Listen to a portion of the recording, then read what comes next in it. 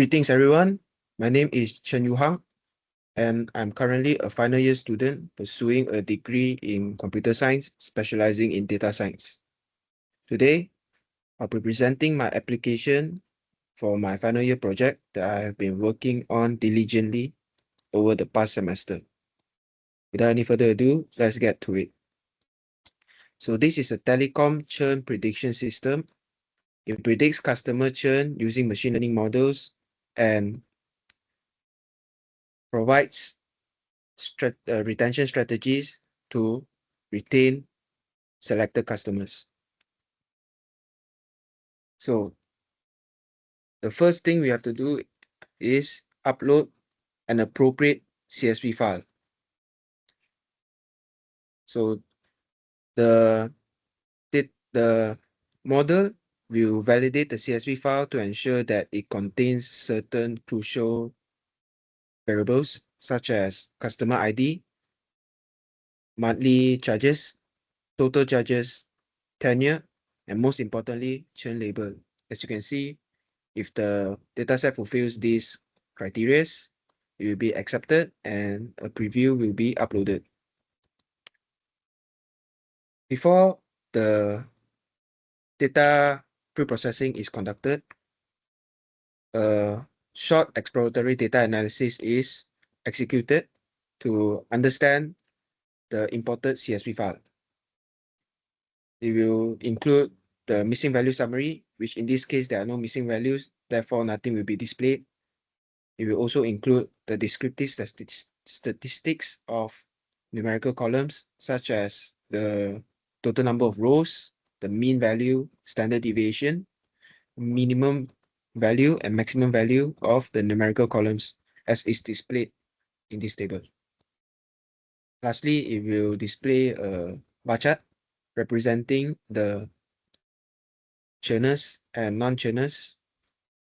And as you can see, non-churners typically outnumber the churners in a telecom dataset, further validating class imbalance and justifying the use of SMOD to address these imbalances.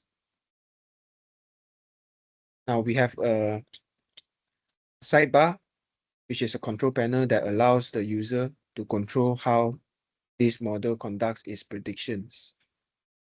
It will provide two prediction models that users can use to predict customer churn, which is the random forest and logistic regression. The user can adjust the thresholds for high-risk customers, medium-risk customers, and the rest will be low-risk customers.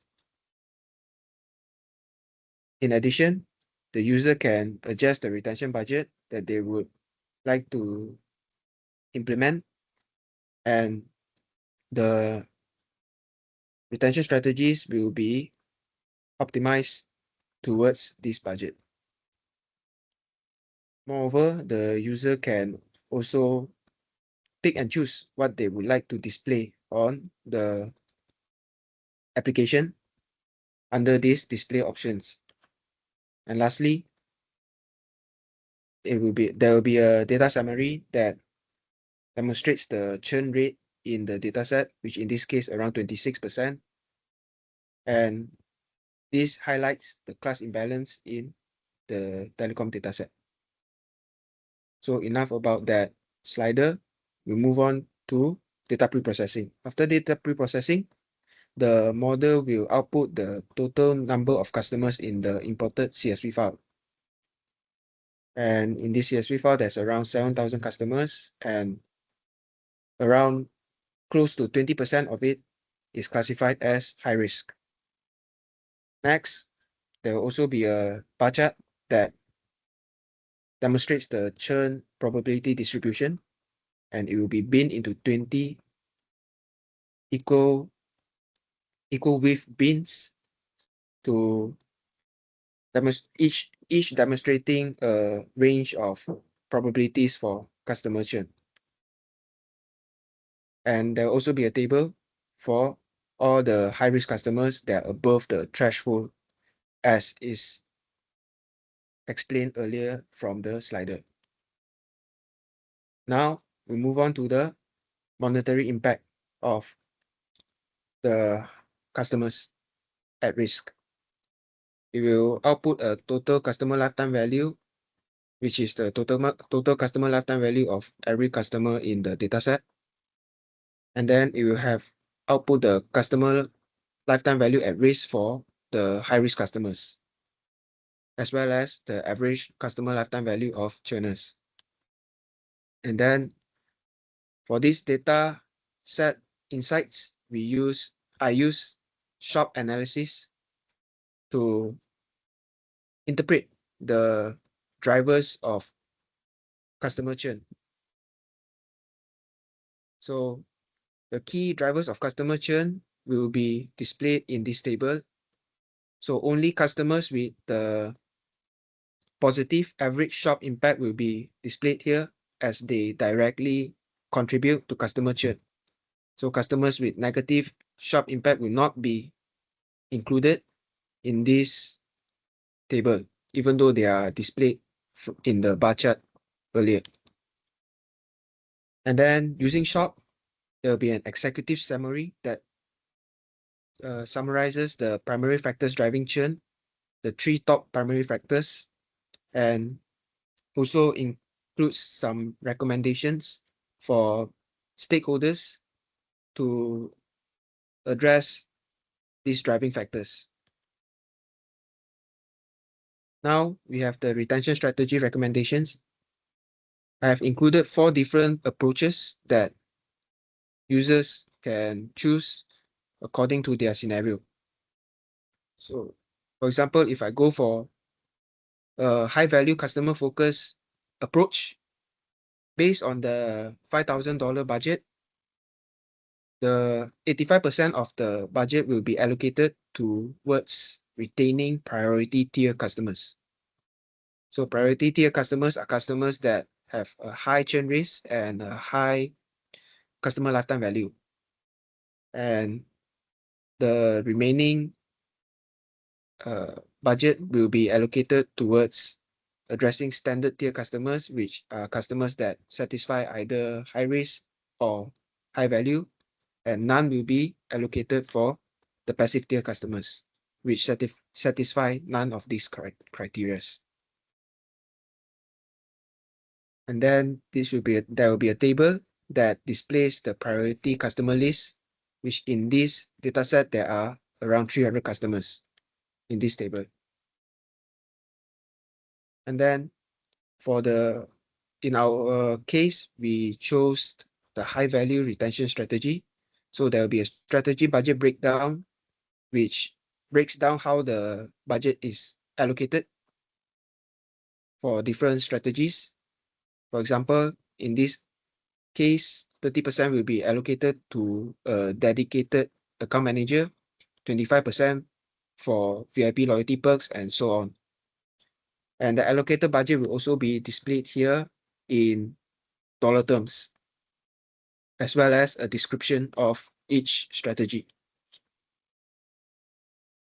Now for this expected return on investment calculator, the user can adjust their assumed retention success rate, which is the success rate that they assume they can achieve from this retention strategy. And the financial implications will be outputted here for depending on the success rate that the user chose. And lastly, we come to the model evaluation. So for the model evaluation, I implemented 5 crucial metrics to evaluate the model's predictive accuracy. For these metrics, I've prioritized the recall percentage because it prioritizes the false negative rate, which represents the customers that are falsely interpreted as non-churners. So I've prioritized this metric because for telecom Chen dataset, it is more important to capture a non-churner than missing a potential churner, as this has direct financial ramifications for the telecom provider. I have also included a baseline comparison using the naive Bayes classifier. So this naive Bayes classifier has a high accuracy because it always predicts the majority class. So its accuracy is always high because it always predict the customers as non-churners. However, the precision, recall, and F1 score is essentially zero because no hyperparameter tuning is applied, no mode is applied, so no feature engineering is applied. Therefore, all these other metrics are zero, which further solidifies the impact that feature engineering, smooth handling, and class imbalance addressing plays towards the model predictions. And to close off, there's also a feature importance for depending on the model that the users choose. There will be a bar chart that features all the variable importance score, which means the impact that they have towards the model's prediction. And that's all for my model.